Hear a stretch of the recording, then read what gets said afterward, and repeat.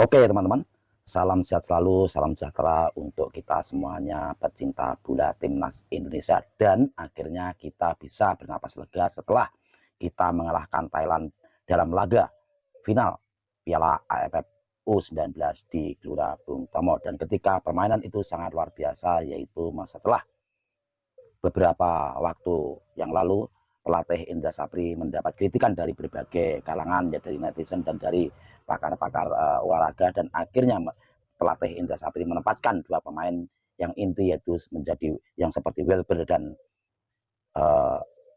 Zian Raven, dan akhirnya pada penentuan babak final Zian Raven mampu melesakkan satu gol untuk penentu kemenangan Indonesia di Piala AFF U19 di Gelora Bung Tomo. Tetapi ada hal yang menarik bagi saya mengenai Arkan Kakak.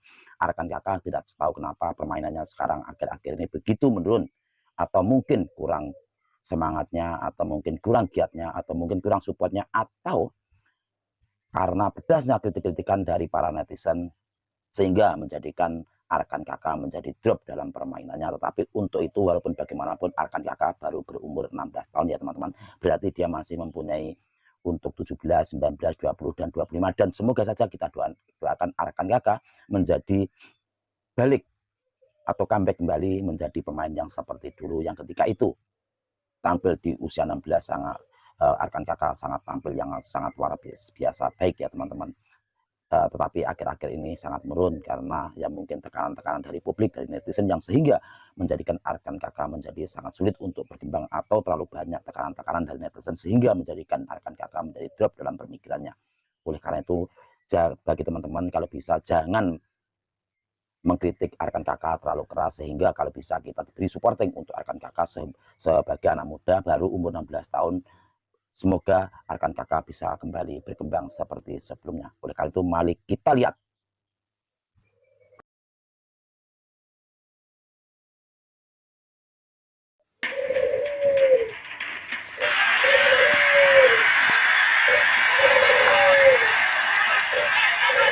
Ayo kakak, lari kakak, kakak ngapain?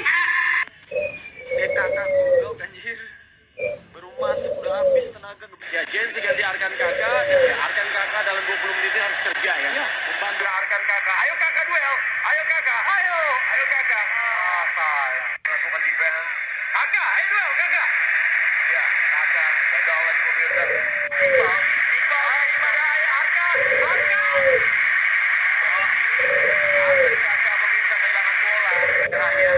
Dan kakak. Ayo kakak. Ayo kakak. Oh kakak. Oh balik. Kali ini boleh dikuasai oleh kakak. Ayo kakak. Jangan paksa kakak. Ayo kakak. Ayo kakak. Oke teman-teman, memang kalau kita lihat di sini, Arkan Kakak sepertinya kurang greget atau larinya itu kurang kebut gitu ya teman-teman, sehingga sampai komentator pun sampai gemes ya, harus kakak kerja lari seperti itu. Sepertinya Kakak kurang semangat dalam pertandingan final ini ya teman-teman. Boleh dikuasai oleh kakak. Masih kakak. Kakak lagi. Kakak sendiri. Kakak. Ngapain larinya, ngapain? Kenapa larinya ke kanan ya? Atau dia bersabar nunggu temannya. Kakak, dengerin ya kakak, lu harus kuat mentalnya. Sekarang banyak banget hujatan dan hinaan mungkin kepada lu terhadap permainan semalam lawan Thailand. Tapi jujur, ketika komentator berbicara seperti itu juga yang dirasakan kita sebagai penonton di rumah. Gue sangat berharap kakak mau bisa mengkoreksi dirinya. Coba tonton siaran ulang bagaimana lu bermain kakak. Gue yakin lu pemain yang hebat, lu mampu mengkoreksi diri lu sendiri untuk bisa lebih baik ke depannya. Karena memang gue lihat banyak banget hal-hal yang harus lu benahi nih. Salah satunya adalah fighting spirit. Menurut gua, komentator ketika semalam teriak-teriak, lari kakak, itu karena memang kakak ini paling dekat dengan pemain Thailand yang sedang menguasai bola atau habis merebut bola dari pemain Indonesia. Jadi memang benar-benar harus menunjukkan fighting spirit yang luar biasa. Nah, Gua sih yakin banget kakak bisa melakukan hal itu. Di masa yang akan datang dia bisa introspeksi diri untuk jauh lebih baik lagi. Mohon maaf ya, nggak ada maksud dari gua mengajari atau apapun, karena kalau disuruh main pun gua yang nggak sehebat kakak. Gua sebagai penikmat sepak bola memberikan masukan agar kakak bisa jauh lebih baik lagi ke depannya. Kalian kalau kasih kritikan juga boleh ya buat kakak. Kalian tulis di kolom komentar sudut pandang kalian, tapi ingat jangan sampai cacian. Bedakan kritikan dan cacian, karena dia adalah anak bangsa yang sudah membawa Indonesia juga sampai di final. Ya, kita harus apresiasi juga buat Arhan kakak. Gimana nih menurut kalian? Tulis di kolom komentar. Dadah. Betul Ada apa teman-teman, dengan Arkan kita Kakak? sebagai pecinta bola harus memberi semangat kepada Arkan kakak. Semoga Arkan kakak sampai kembali seperti permainan-permainannya sebelumnya ya teman-teman.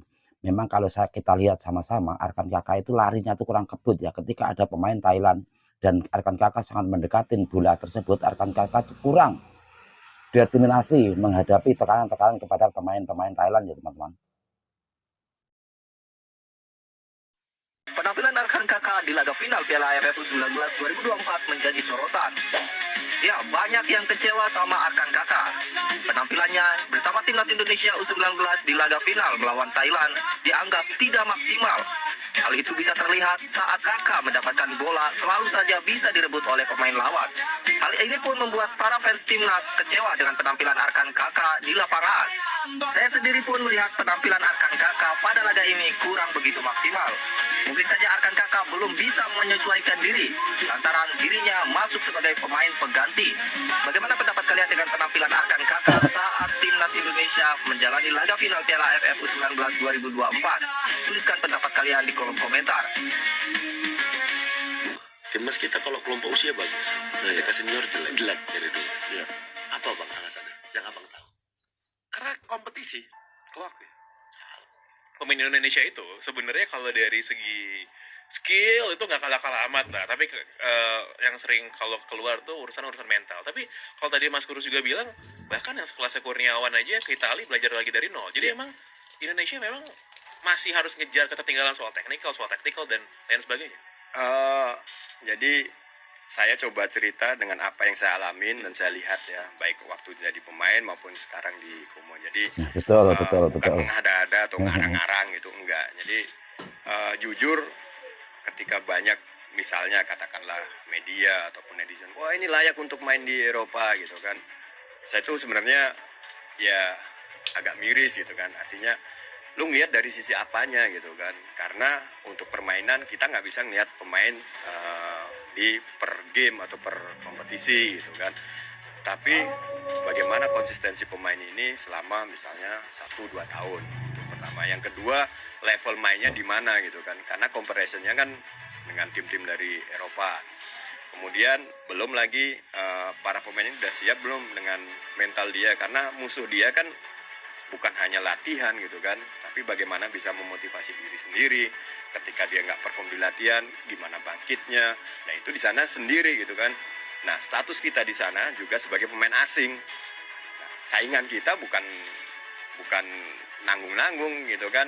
Seluruh pemain muda yang ada di dunia pengen main di Eropa. Belum lagi pemain lokalnya, belum pemain Uni Eropanya. Jadi ya menurut saya alangkah baiknya semudah mungkin belajarlah di sana gitu. Nggak yang ujuk-ujuk mentang-mentang pemain nasional terus oh ini layak untuk di Eropa, nggak segampang itu juga.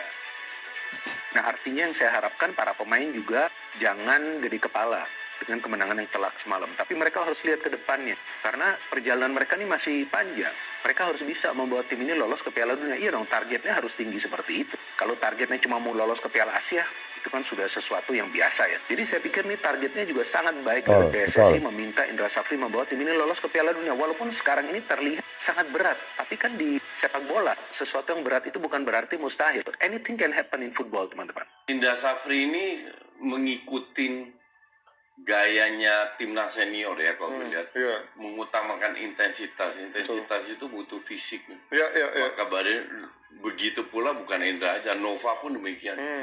Jadi udah mulai selini semua ya. Semua timnas ini kayaknya fokus ke fisik ya. Dalam arti ya lo harus bisa perform 90 menit. Dan kita menunjukkan Thailand ini 15-20 menit terakhir kan udah menurun. Kontrolnya udah salah. mereka itu bahaya di kombinasi 2-3 orang kan, passing-passing. Tapi yang masuk kotak penalti gagal. Gak banyak. Cuman yang gagal terus akhir ujungnya syuting dari jarak jauh yang kemana-mana. Yang terakhir cuman yang paling bahaya itu yang set piece itu kan, yang sundulan kena di ujung jarinya si Ikram tuh kiper kita. Tapi udah di luar itu menurut gue yang paling bahaya peluangnya cuman yang babak pertama aja tuh yang main kena tiang itu kan. Apa? Pemain tidak tahu bahwasannya dia adalah seorang profesional atlet. Abang nggak tahu bang, kelompok usia masih bisa diatur pelatih, senior udah nggak bisa. Di situ ya? Ya, dunia malam dia. Nah, ini aku nggak tahu itu. Terlalu ini aku ini. Contoh buruk bang. Contoh buruk pesepak bola Indonesia. Main malam doang, main malam terus. Iya. Contoh buruk pesepak bola Indonesia. Secara kualitas kemampuan, bisa dibilang aku oke bang. Tapi itu tadi. Dunia malamku bang, diajak senior, semua segala macam. Oke, di usia 20 sampai 23, stamina aku masih oke. Walaupun aku keluar malam, stamina aku masih oke. Tapi 25 habis bang. Habis itu. Pantasan kita 25 udah habis semua ya?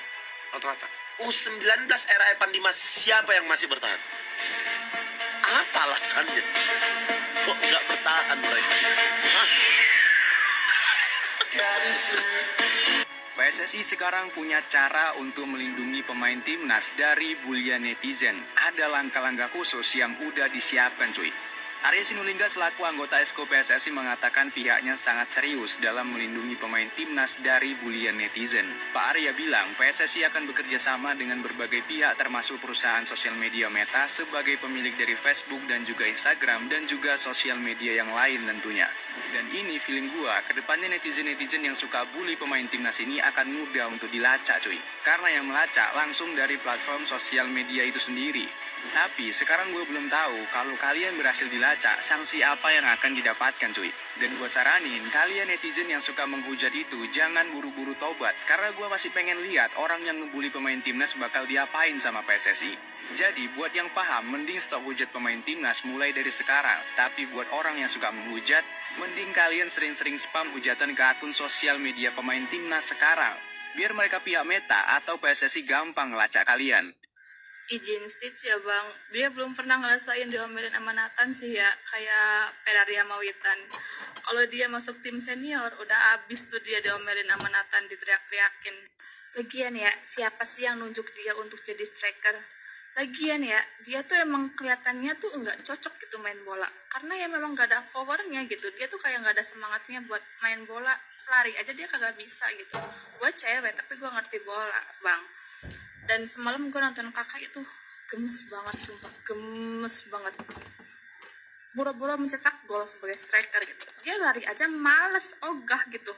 Dia cuman kayak jogging-jogging lari-lari di tengah lapangan aja, ngejar bola nggak bisa, dapat bola. Oke teman-teman, memang kalau kita melihat kolektivitas permainan kemarin ketika melawan Thailand, dari segi kolektivitas permainan, segi kecepatan memang kita kalah. Walaupun kita menang 1-0 melawan Thailand, tetapi pada permainannya sepertinya memang kita sangat kalah ya teman-teman. Di babak kedua kita tekan habis oleh Thailand, walaupun memang kemungkinan Thailand kurang beruntung. Dan kalau kita melihat Arkan Kakak, memang Arkan Kakak sepertinya agak males-malesan gitu ya. Ketika dia mengejar bola, ketika pemain Thailand memegang bola, Arkan Kakak cuma mengintili dari belakang saja, tidak memberi tekanan determinasi yang sangat kuat atau lebih tekan lagi, intensif lagi.